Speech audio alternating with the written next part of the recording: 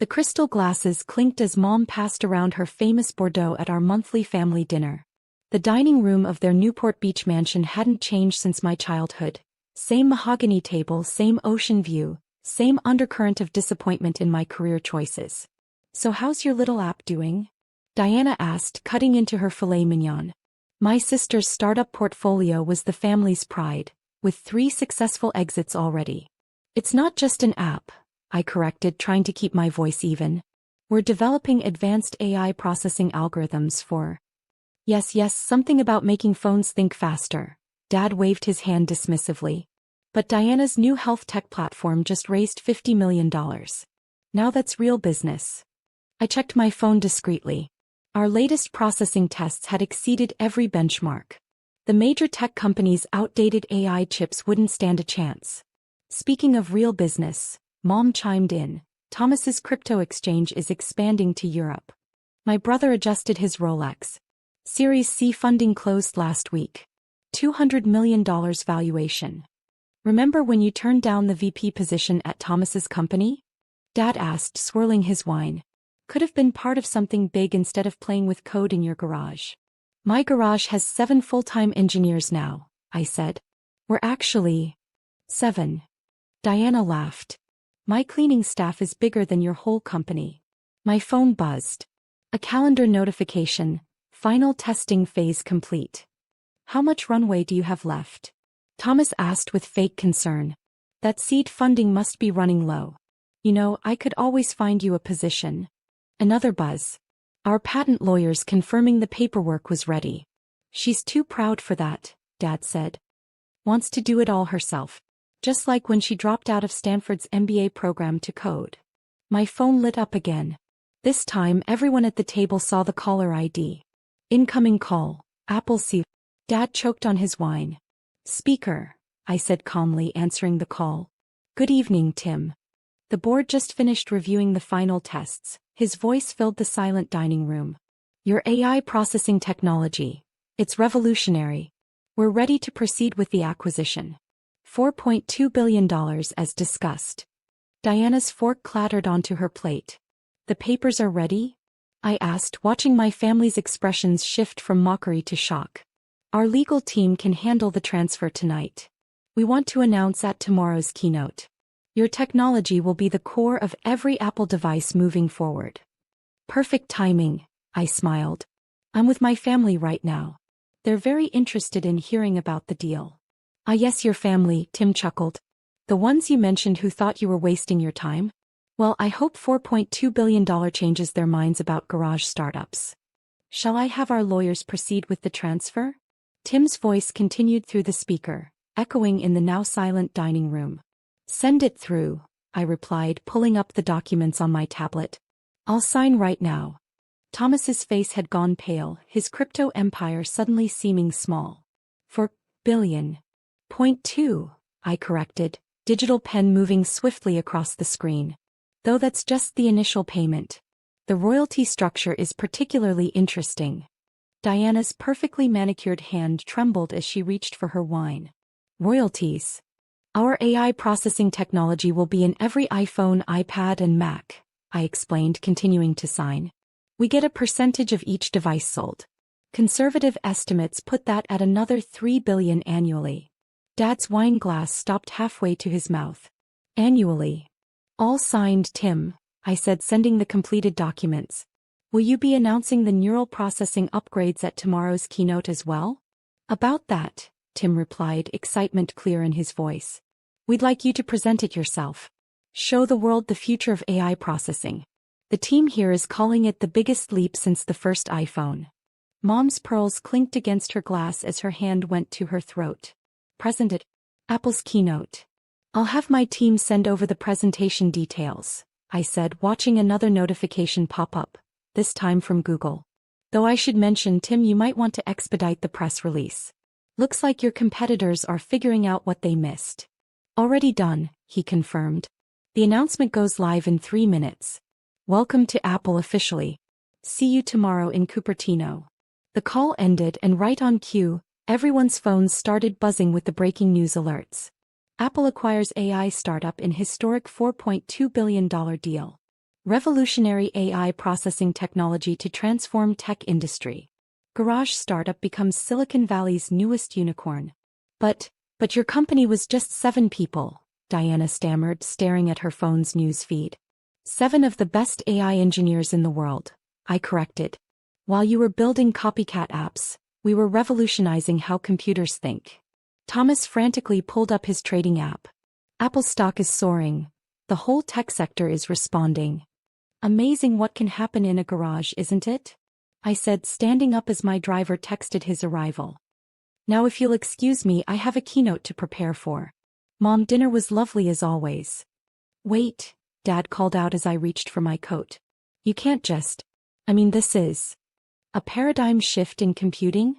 I finished for him. The biggest tech acquisition of the year? Or just proof that your rebellious daughter actually knew what she was doing? My phone buzzed again, this time with a message from our lead engineer.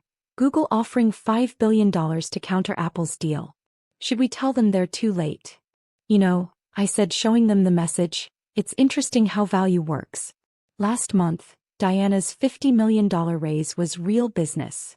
Now Google's offering $5 billion just to match Apple, and they don't even know about the quantum processing breakthrough yet. Quantum processing? Thomas nearly dropped his phone. You mean there's more? There's always more, brother. That's what happens when you focus on innovation instead of following trends. I pulled up our company's private dashboard on my tablet. See these processing speeds? They're about to make every AI chip on the market obsolete. The news alerts kept coming, each one making my family flinch. Wall Street stunned by Apple's stealth AI acquisition. Tech giant betting billions on revolutionary processing technology. Startup founder becomes overnight billionaire.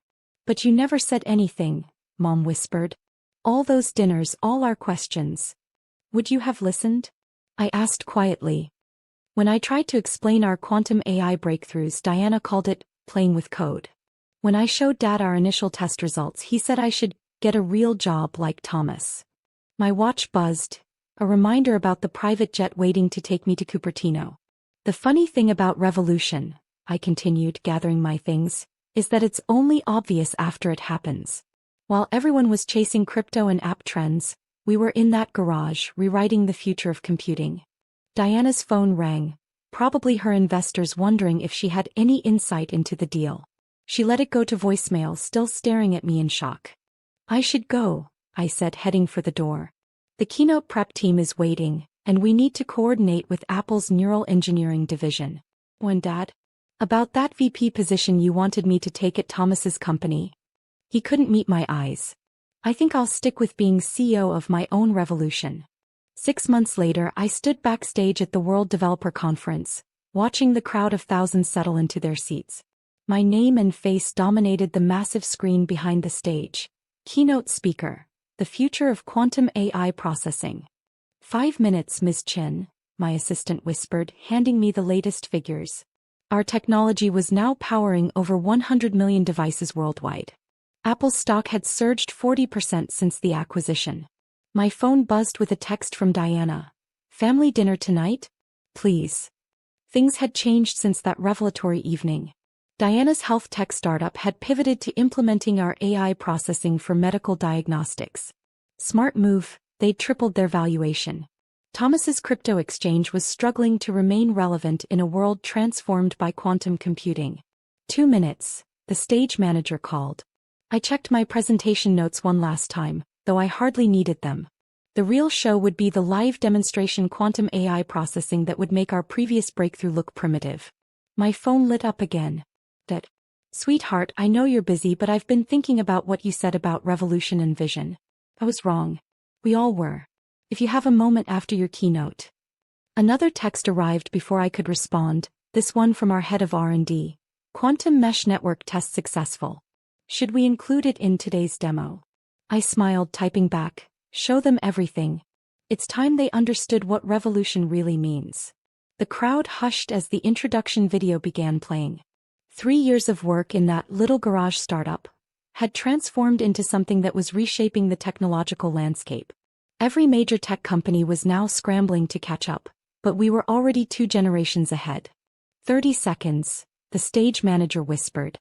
I thought back to that family dinner, to the dismissive laughs and condescending suggestions. Now our quantum AI processing was powering everything from smartphones to space missions.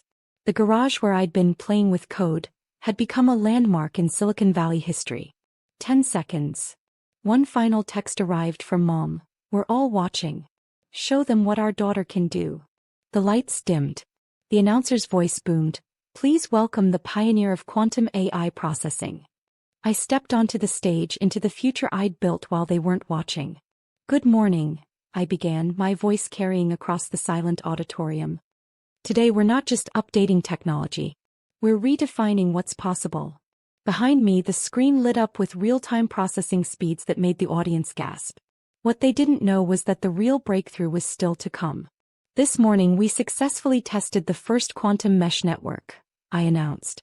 Imagine every device on Earth linked through quantum entanglement, processing at speeds that defy classical physics. In the VIP section I spotted my family. Dad clutching his tablet, Diana frantically taking notes, Thomas looking shell-shocked. They finally understood. This wasn't just another tech startup success. This was a fundamental reshaping of human technological capability. But perhaps it's easier to show you, I said, pulling out what looked like an ordinary smartphone. This device contains our new quantum core. Watch. The demonstration that followed left even the most jaded tech journalists speechless. Real-time language translation that captured cultural nuances. Medical diagnostics that predicted conditions before symptoms appeared. Environmental modeling that could forecast climate patterns decades in advance. What you're seeing, I continued, isn't just faster processing. It's a new way of computing that operates beyond the boundaries of traditional physics.